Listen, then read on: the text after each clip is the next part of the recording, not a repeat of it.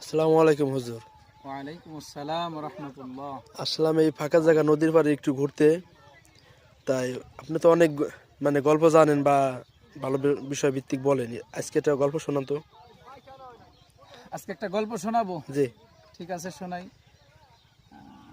উস্তাদ আর ছাত্র দুইজন মিলে সফর করতেছে।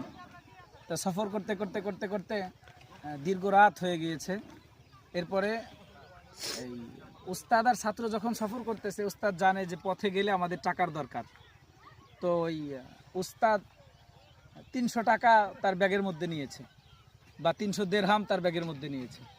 এরপরে এখন ছাত্র মনে মনে চিন্তা করতেছে যে উস্তাদের কাছে টাকা আছে, আমার কাছে টাকা নাই, তাইলে আমি উস্তাদের ব্যাগ থেকে টাকা চুরি করব।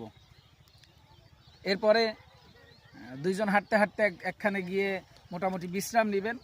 তখন ওইখানে রাত হয়ে যায়। রাত হওয়ার পরে সেখানে এক রাত্র অতিক্রম করে। এখন উস্তাদ যখন ঘুমায়, ছাত্র তখন তার ব্যাগের মধ্যে টাকা তালাশ করে, কিন্তু রাত্রেবেলা টাকা সে পায় না। পরের দিন আবার এরকম সফর করতে করতে করতে করতে করতে এক জায়গায় গিয়ে বিশ্রাম নিল। সেখানে গিয়ে ওই ছাত্র উস্তাদের ব্যাগের মধ্যে টাকা তালাশ করলো, কিন্তু টাকা পেল না। লাস্টে এরকম 3টা রাত অতিক্রম হলো। এরপরে উস্তাদকে জিজ্ঞাসা করলো যে উস্তাদ, আপনার কাছ থেকে তো আমি অনেক কিছুই শিখেছি, আর একটা বিষয় শিখবো। সেটা হলো, আমি নিজের চোখে দেখলাম যে আপনি এই ব্যাগের মধ্যে টাকা ঢুকাইলেন। আমি আজ 3 দিন ধরে আপনার ব্যাগের মধ্যে টাকা তালাশ করতেছি, অথচ কোনো টাকা পাচ্ছি না। কিন্তু টাকাকে আসলে আপনি ভেঙে ফেলছেন, আর ভাঙলে তো আমি দেখবো, আমি জানবো, তাও তো দেখলাম না। কিন্তু আপনার ব্যাগে তো টাকা পেলাম না। এইবার দেখেন, উস্তাদ ছাত্রকে শিক্ষা দিচ্ছে। হ্যাঁ। এবার উস্তাদ বলতেছে যে দেখো, আমি জানি যে সম্পদের লোভ প্রত্যেকটা মানুষের মধ্যেই আছে। হ্যাঁ।